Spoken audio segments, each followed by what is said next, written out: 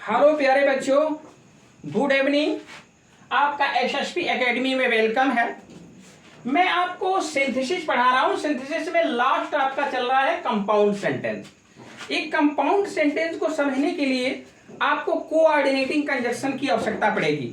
Coordinating conjunction 4 प्रकार के होते हैं। इस चारों प्रकार के कंजक्शन आपको मैं बताऊंगा यहाँ पे, और रूल नंबर 1 बताऊंगा, रूल नंबर 2 इसके बाद बताऊंगा, जो शायद बहुत कम बच्चे जानते हैं रूल नंबर 2 को। तो रूल नंबर 2 से भी, दूसरे नियम से भी आपको कंपाउंड सेंटेंस बनाया जाता है। तो पहले आप कोऑर्डिनेटिंग कंजक्शन से कंपाउंड सेंटेंस कैसे बनाया जाता है ये देखेंगे। अब पहले हम समझने की कोशिश करेंगे कि कंपाउंड सेंटेंस बनाने के लिए जो कोऑर्डिनेटिंग कंजक्शन होते हैं वो कौन कौन से होते हैं, जिसके द्वारा हम कंपाउंड सेंटेंस बनाते हैं। बच्चों को बड़ा उसमें गफलत होता है, कभी कभी वो ये नहीं समझ पाते हैं कि दिस इज सबऑर्डिनेटिंग कंजक्शन और कोऑर्डिनेटिंग कंजक्शन। तो ये आपको समझना बहुत जरूरी है कि सबऑर्डिनेटिंग कंजक्शन से आपका कॉम्प्लेक्स सेंटेंस बनता है और कोऑर्डिनेटिंग कंजक्शन से आपका कंपाउंड सेंटेंस बनता है। तो कौन कौन से होते हैं कोऑर्डिनेटिंग कंजक्शन? 4 प्रकार के होते हैं, याद रखिएगा। यहाँ पर आपको लिखा गया कि कोऑर्डिनेटिंग कंजक्शन जो होते हैं आपके 4 प्रकार के होते हैं। पहला जो आपका होता है क्यूमुलेटिव कंजक्शन, यानी जोड़ बताने वाले संयोजक। इसमें आपके जो कंजक्शन होते हैं, एंड होता है, एंड माने और, एज वेल एज, तथा, बोथ एंड। ये पेयर कंजक्शन होते हैं, बोथ एंड दोनों में जुड़ दोनों एक साथ जुड़े होते हैं। तो both and, not only but also, केवल यह नहीं बल्कि वह भी। बोथ एंड का मतलब दोनों और, दोनों और, नॉट ओनली बट आल्सो केवल यह नहीं बल्कि वह भी। और उसके बाद आपका दूसरा होता है अल्टरनेटिव कंजक्शन। ये वैकल्पिक संयोजक होता है। ध्यान दीजिएगा, यहाँ पे आइदर आर ये भी पेयर होता है, या तो ये या तो ओ। नाइदर नार आपका होता है ना तो ये ना तो ओ। आर होता है किया, अदरवाइज अन्यथा। ओके। तीसरा आपका एडवर्सेटिव कंजक्शन होता है, विरोध बताने वाले संयोजक। ध्यान से समझने की कोशिश करिएगा। ये बट माने इष्ट, लेकिन, स्टिल माने तो भी, एट माने भी तो भी, नेवरथलेस माने तथापि, व्हाइल माने जबकि। इसके बाद जो चौथा आपका होता है इलेटिव कंजक्शन, परिणाम बताने वाले संयोजक। इसमें आपको देयरफॉर माने भी सो होता है, देयरफॉर माने भी इसलिए होता है, सो माने भी इसलिए होता है। फार का मतलब देखिए क्योंकि अर्थ यहाँ लगाया जाता है। ठीक है। तो ये 4 प्रकार के आपके कोऑर्डिनेटिंग कंजक्शन होते हैं, जिसके द्वारा हम क्या बनाएंगे? कंपाउंड सेंटेंस बनाएंगे। तो अब इस कंपाउंड सेंटेंस को समझने के लिए आपको एग्जाम्पल की जरूरत पड़ेगी। तो ध्यान से समझिएगा कि कंपाउंड सेंटेंस बनाने के लिए जो कोऑर्डिनेटिंग कंजक्शन हम लगाएंगे, उसी कोऑर्डिनेटिंग कंजक्शन से हमारा कंपाउंड सेंटेंस बनके तैयार हो जाएगा। और एक चीज उसमें समझना जरूरी होता है कि अगर हम कोऑर्डिनेटिंग कंजक्शन लगाएंगे तो कोऑर्डिनेट क्लॉज बनेगा, ये ध्यान रखिएगा। और सबऑर्डिनेटिंग कंजक्शन लगाते हैं तो हमारा सबऑर्डिनेट क्लॉज बनता है। अब प्रिंसिपल क्लॉज तो सब में रहता है। ठीक है। तो ये ध्यान दीजिएगा। अब एग्जाम्पल के माध्यम से मैं आपको समझाने की कोशिश करूंगा कि कंपाउंड सेंटेंस कैसे बनता है। ओके। हाँ, तो प्यारे बच्चे, एग्जाम्पल के माध्यम से आप देखोगे कि कंपाउंड सेंटेंस हमारा बनता कैसे है। आपको जो भी कोऑर्डिनेटिंग कंजक्शन बताए गए हैं उन कंजक्शन को याद रखिए, और इससे जो वाक्य आया है इस वाक्य में आप उस कंजक्शन को जोड़ने की कोशिश करिए। अब मैं आपको बता रहा हूं, यहाँ पे देखिए, यू डिड नॉट ओबे मी, आप मेरी आज्ञा नहीं माने, यू फेल्ड, और आप फेल हो गए। तो आपने मेरी आज्ञा नहीं माना इसलिए आप फेल हो गए। क्यों फेल हो गए भाई? क्योंकि आज्ञा नहीं माना, आपने आज्ञा का पालन नहीं किया, आप फेल हो गए। तो कंजक्शन जोड़िए, आप कोऑर्डिनेटिंग कंजक्शन आप जोड़िए। You did not obey me, so you failed. अब आपको समझना क्या है कि कहां से हमारा प्रिंसिपल क्लॉज है और कहां हमारा कोऑर्डिनेट क्लॉज है। तो आपको बता रहा हूं, पहले भी आपको बताते चले आ रहे हैं कि जहां से कंजक्शन जुड़ेगा वहीं से हमारा कोऑर्डिनेट क्लॉज शुरू हो जाएगा। तो अब यहाँ पर आपका ये जो यहाँ से यहाँ तक है आपका क्या कहलाएगा? प्रिंसिपल क्लॉज या मेन क्लॉज, या क्या कहलाएगा? Independent clause. तो आपका ये मेन क्लॉज हो गया। ठीक है। अब इस मेन क्लॉज को आप प्रधान उपवाक्य, चाहे मेन क्लॉज कहिए, या प्रिंसिपल क्लॉज प्रधान उपवाक्य कहिए, या इंडिपेंडेंट क्लॉज कहिए स्वतंत्र उपवाक्य। और यहां से आपका ये कोऑर्डिनेट कंजक्शन जोड़ दिया गया है। सो क्या है भाई, ये कोऑर्डिनेटिंग कंजक्शन है, तो कोऑर्डिनेटिंग कंजक्शन से क्या बन रहा है, कंपाउंड सेंटेंस, जिसकी हिंदी क्या होती, संयुक्त वाक्य। अब इन दोनों सेंटेंस को आपने संयुक्त जोड़ दिया, किससे, सो से जोड़ा, तो सो आपका कौन सा कंजक्शन कहलाएगा, आपका कोऑर्डिनेटिंग कंजक्शन कहलाएगा। तो ये कोऑर्डिनेटिंग कंजक्शन से आपका कौन सा सेंटेंस बनकर तैयार हुआ, कंपाउंड सेंटेंस बनकर तैयार हुआ। दूसरा एग्जांपल आप देखो, ही इज रिच, वह धनी है, ही इज नॉट कंटेंटेड, संतुष्ट नहीं है। तो अब यहां पर दोनों वाक्यों को जोड़ने की बात है। अब दोनों वाक्यों को किसके थ्रू क्या आपको बनाना है, परीक्षा में कंपाउंड सेंटेंस बनाना है। तो कंपाउंड सेंटेंस बनाया है तो कोऑर्डिनेटिंग कंजक्शन का प्रयोग करिए। यहाँ पे ही इज रिच, वह धनी है, ही इज नॉट कंटेंटेड, वो संतुष्ट नहीं है। धनी है भाई, फिर भी संतुष्ट नहीं है, तो यहाँ फिर भी की अंग्रेजी लगा दीजिए, ही इज रिच एट लगाइए, या स्टिल भी लगा सकते हैं आप, ठीक है, at, he is not contented, ये बन के तैयार हो गया आपका।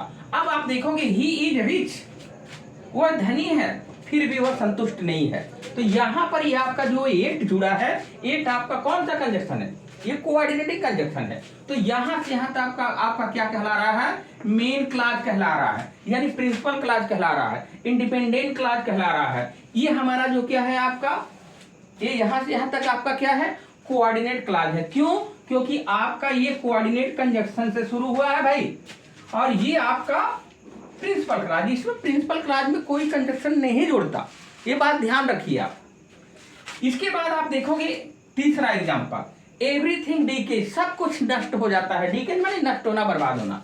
अब एवरीथिंग डीके, ये बुक्स रहता है भाई, ये बुक्स होगा, आपको याद रखिएगा, ये बुक्स है, क्या है भाई, बुक्स। क्योंकि मेरी पुरानी आदत है, मैं शब्दों को इधर से उधर करता रहता हूं आपको चेक करने के लिए, तो ये बॉयज ने बुक्स है, ओके। एवरीथिंग डीके, सब कुछ नष्ट हो जाता है, किताबें जिंदा रहती हैं, किताबें फिर छप जाती हैं, फिर अब मार्केट में आ जाती हैं, फिर विद्यार्थी खरीद लेते हैं, तो सब कुछ डीके हो जाता है, लेकिन किताबें सरवाइव रहती हैं।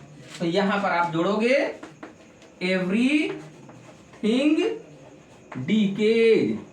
क्या पूछ रहा है परीक्षा में, कंपाउंड सेंटेंस बनाने को पूछ रहा है, संयुक्त उपवाक्य बनाने को पूछ रहा है। तो ये आप क्या करोगे, बट बुक्स सर्वाइव, ठीक है। व्हाइल भी लगा सकते हैं आप, ठीक है। देखिए कई कंजक्शन जोड़े जा सकते हैं, व्हाइल से भी अगर लगा, जबकि सब कुछ नष्ट हो जाता है, जबकि किताबें जिंदा रहती हैं, सर्वाइव रहती हैं, तो ये व्हाइल से भी आप बना सकते हो, इसमें कोई आपको प्रॉब्लम नहीं है। व्हाइल भी आप लगा सकते हो, WHILE, व्हाइल, जबकि किताबें जिंदा रहती हैं। तो अब आपका यहां से यहां तक आपका क्या कहला रहा है, यहां से यहां तक आपका प्रिंसिपल क्लॉज कहला रहा है, चाहे प्रिंसिपल क्लॉज कहो, मेन क्लॉज या इंडिपेंडेंट क्लॉज, तो मैं बार बार आपको कह रहा हूं। और यहां से यहां तक आपका क्या हो रहा है भाई, आपका क्या हो रहा है, कोऑर्डिनेट क्लॉज। क्यों, क्योंकि बट कौन सा कंजक्शन है, कोऑर्डिनेटिंग कंजक्शन है। व्हाइल कौन सा कंजक्शन है, कोऑर्डिनेटिंग कंजक्शन है। इसलिए आपका क्या बना, ये कंपाउंड सेंटेंस बना, ओके। इधर देखिए, गर्ल्स प्लेड वॉलीबॉल, ठीक है, लड़कियां वॉलीबॉल खेली, और जबकि इधर क्या हुआ, बट यहां पर बॉयज डिड नॉट प्ले, जबकि बच्चे नहीं खेले। तो यहां पर अभी आप लगा लेंगे गर्ल्स प्लेड वॉलीबॉल, ठीक है भाई, या व्हाइल या बट यहां भी लगा सकते हैं, but the boys did not play. क्या हुआ भाई, क्या हो गया आपका, लड़कियां वॉलीबॉल खेली लेकिन लड़के नहीं खेले, ये आपका बट लग गया, बट लग गया। कौन सा कंजक्शन, कोऑर्डिनेटिंग कंजक्शन, क्या बन गया, कंपाउंड सेंटेंस। क्यों, क्योंकि कोऑर्डिनेटिंग कंजक्शन से क्या बनता है, कंपाउंड सेंटेंस बनता है, ओके बच्चों। तो और ये आपका क्या हो गया, प्रिंसिपल क्लॉज हो गया। मैं बार बार बता रहा हूं, प्रिंसिपल क्लॉज कहो या मेन क्लॉज कहो या इंडिपेंडेंट क्लॉज कहो, ओके। इधर भी आप कह सकते हो डिपेंडेंट क्लॉज होता है, एक तरीके से निर्भर होता है। तो ये आपका कौन सा बन गया, कौन सा बना आपका, ये आपका बन गया coordinate clause, okay. The brave face challenge, the brave face the challenges, a coward flee.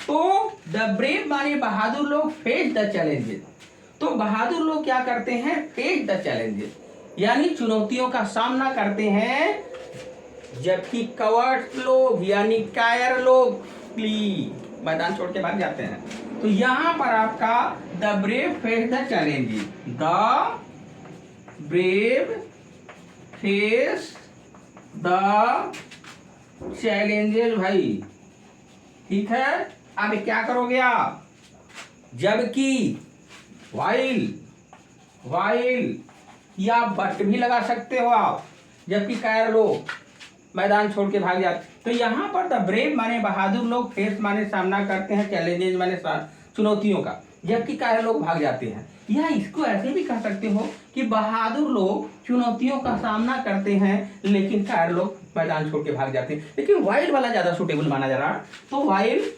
Covered, coverts flee, बात समझ गई। फ्ली का मतलब भागना भाई, फ्ली, फ्लेट, फ्लेट, ओके। तो अब आपका वाइल्ड से जुड़ गया, तो आपका कौन सा क्लास है, कोऑर्डिनेट क्लास। ये कौन सा होगा, प्रिंसिपल क्लास, बात समझ में आई। अब इन कंजक्शन के थ्रू देखिए, तमाम कंजक्शन होते हैं, सारी चीज को आप एक्सरसाइज के थ्रू आप कंप्लीट कर सकते हो सारे सेंटेंसेस को। तो अब मैं दूसरा रूल इसका बताऊंगा। अब दूसरा रूल एग्जांपल के माध्यम से बताऊंगा, जो बच्चे बहुत कम जानते हैं, ठीक है। तो ये अपने पहला रूल मैं बता रहा हूं। और जितने कंजक्शन मैं आपको बताए, चाहे आइदर आर हो, नाइदर नार हो, बोथ एंड हो, सो है, देयरफॉर है, तमाम कंजक्शंस हैं, उन कंजक्शन का प्रयोग करके आप क्या बना सकते हो, कंपाउंड सेंटेंस। अब ये कोऑर्डिनेटिंग कंजक्शन से बनाया। अब आपको दूसरा रूल जो मैं बताने जा रहा हूं, वो देखिएगा कैसे बनता है, ठीक है। हेलो तो प्यारे बच्चों, अब आपको रूल नंबर 2 मैं बता रहा हूं, जो बहुत कम बच्चे जानते हैं इस बात को, कि कंपाउंड सेंटेंस बनाने के लिए कोऑर्डिनेटिंग कंजक्शन से ही कंपाउंड सेंटेंस बनता है। ये सिर्फ इतना ही नहीं है, और भी रिलेटिव प्रोनाउन और आपका रिलेटिव एडवर्ब से भी हम कंपाउंड सेंटेंस बना लेते हैं। थोड़ी सी सावधानी हमें वहां बरतनी होती है। क्या, जैसे यहां पे मैं बताया हूं, रिलेटिव प्रोनाउन आपके हु, हुज, हुम, दैट, विच, तो ये तो जानते हो, हु, हुज, हुम व्यक्तियों के लिए प्रयोग करते हैं, दैट निर्जीव वस्तु के लिए, विच भी निर्जीव वस्तु या पशु पक्षी के लिए प्रयोग करते हैं। यहाँ पर हाउ एक मैनर दिखाता है, वाई क्या बताता है, रीजन बताता है, वेन क्या बताता है, टाइम बताता है, वेयर क्या बताता है, स्थान बताता है, ओके। तो अब यहाँ पर हम इसका प्रयोग करेंगे, आई मेट रवि, ठीक है, हु ध्यान देंगे। अब ये मत समझ जाइए कि आपकी एडजेक्टिव क्लॉज बन रहा है। एडजेक्टिव क्लॉज आपका जब उसमें बनता है तो वो सबऑर्डिनेटिंग में चला जाता है। तो यहां पर आपका उसी तरह से विधि है, थोड़ा सा चेंजेस कर देना है इसमें। क्या चेंजेस करना है, एंड ही। क्यों भाई, ये रिफर करोगे, हु किसको रिफर कर रहा है, यहाँ पे हु किसको रिफर किया है, आपको ध्यान देंगे, हु आपका रिफर किया है, किसको रिफर किया है, ही को, ठीक है। आई मेट रवि, मैं रवि से मिला जो मुझे ये किताब दिया। तो ये जो आपका जो दिखा रहा है ये ही, इसको कोष्टक में कर देंगे, यानी जो यहाँ पे एंटीसीडेंट रहेगा उसके लिए प्रोनाउन यहाँ लिखेंगे। अगर गर्ल है तो सी कर दो, अगर आपका पुरुष है तो ही कर दो, कोई निर्जीव वस्तु है तो ईट कर दो। तो ये आपका क्या, एंड कोष्टक में क्या लिखोगे, एंड ही। अब यहाँ पे गेव मी अ पेन, अब ये जो आप लगा रहे हो एंड करके ही लगा रहे हो, कहां से ही आ रहा है, रवि के लिए ही आ रहा है, औरत होता तो सी आता। यही जो आप लगा रहे हो बराबर करके आपका एंड ही कर रहे हो, ये हमारा क्या इंडिकेट कर दे रहा है, ये हमारा बता रहा है कंटिन्यूटी सेंस में बता रहा है, आपका कहां बता रहा है, कंपाउंड सेंटेंस। तो ये विधि अगर आप कोष्टक वाला अपना लेते हो, तो अगर ये कोष्टक वाला विधि हटा दोगे तो आपका एडजेक्टिव क्लॉज हो जाएगा, समझ रहे हैं कि नहीं। अब इसी तरह से यहां भी देखोगे। अब जैसे Ram shot the bird, Ram ने चिड़िया को मारा, तो राम शॉट द बर्ड हो गया, ओके। आप कोष्टक में क्या करोगे, बर्ड के लिए, पशु पक्षी के लिए किसका प्रयोग करते हैं, ईट का प्रोनाउन का प्रयोग करते हैं। तो यहां पे लिखेंगे एंड ईट, ओके। अब यहाँ पे ईट आपका आ गया, क्यों आया, यहाँ सॉरी 1 मिनट आपको विच लगा के लगाएंगे, ये आप ध्यान देंगे, 1 मिनट, ओके बच्चों। यहाँ पर आपका क्या, विच, यानी राम ने चिड़िया को मारा जो। अब यहाँ पे एंड लगाएंगे, एंड ये बराबर करके बराबर ऐसे लगा देना, ये एंड इट, पशु पक्षी के लिए किसका प्रयोग करते हैं? ईट का करते हैं। एंड फ्लू अवे, ये आपका कंपाउंड सेंटेंस बनेगा। अगर यही कोष्टक वाला ये हटा दोगे तो आपका कौन सा हो जाएगा? आपका क्या? एडजेक्टिव क्लॉज हो जाएगा। इसलिए ये लगा देते हैं कोष्टक में, तो हमारा कंटिन्यूटी सेंस में क्या निकल जाता है? कंपाउंड सेंटेंस बन जाता है। तो ये विधि क्या, ये देख के लगाएंगे कि ये हमें यहाँ लिखना क्या भाई, ये किसको संकेत कर रहा है? एंटीसीडेंट क्या है? बर्ड। इसमें एंटीसीडेंट क्या है? रवि। तो रवि के अनुसार क्या होगा? ही। अब यहाँ पे बर्ड है एंटीसीडेंट, तो इस बर्ड के लिए क्या होगा? Pronoun it. समझ रहे बात? तो अब आपका बन गया कि राम ने चिड़िया मारा जो फ्लू अवे कर गई, शायद लगा नहीं, उड़ गई। ओके, अब यहाँ पे देखो, last year I went to Kolkata, पिछले वर्ष में कोलकाता गया। अब जहां मैं कितने दिन रहा? 4 दिन। तो अब यहाँ पे जहां लगाएंगे तो जहां क्या बताता है? वेयर। ये क्या बताता है? स्थान दिखाता है। तो अब आपका बनेगा लास्ट ईयर। ठीक है, आई वेंट टू कोलकाता। तो ये विधि आप ध्यान रखिएगा। अब आपका क्या दिखा रहा है? वेयर। क्या बता रहा है? वेयर। अब यहाँ वेयर आपका इंडिकेशन कर रहा है, तो वेयर में आप ध्यान दोगे कि कौन सी चीजें हमें करना है, कौन सी चीजें हमें नहीं करना है। वेयर क्या बता रहा है? आपका स्थान बता रहा है। तो स्थान बताने के लिए क्या करोगे? ये बराबर करने के लिए एंड क्या? स्थान प्लेस, यानी देयर। ठीक है, अब एक कोष्टक बंद कर दो। क्या लिखोगे? आप स्पष्ट याद रखिए, देयर क्या बताता? वहां। वहां मतलब क्या? स्थान, कोलकाता। अब आप आगे लिखोगे I stayed there. Instead of there वहां लिखने की जरूरत नहीं, देयर आपका इंडिकेशन आ गया। I stayed for 4 days. I stayed for 4, FOUR होता है, FOUR 4 डेज। ठीक है, ये कंपाउंड सेंटेंस। तो ये दूसरी विधि भी लगा करके कंपाउंड सेंटेंस आप बना सकते हो, ये आप ट्राई कर सकते हो। ये मत भूलिएगा कि एडजेक्टिव क्लॉज हम बना देंगे तो हमारा कंपाउंड सेंटेंस नहीं, वो आपका कॉम्प्लेक्स सेंटेंस बनता है। ये कोष्टक वाली विधि आप अगर ध्यान में रखोगे तो आपका कंपाउंड सेंटेंस भी बनाया जा सकता है। ओके, ठीक है। तो एंटीसीडेंट के अनुसार अपना लगाइएगा। रवि है तो ही हो गया। अब यहाँ पर आपका बर्ड है तो ईट हो गया। कोई स्थान है तो देयर हो गया। ऐसे ही सारी चीजों को आप इंडिकेट कर सकते हैं।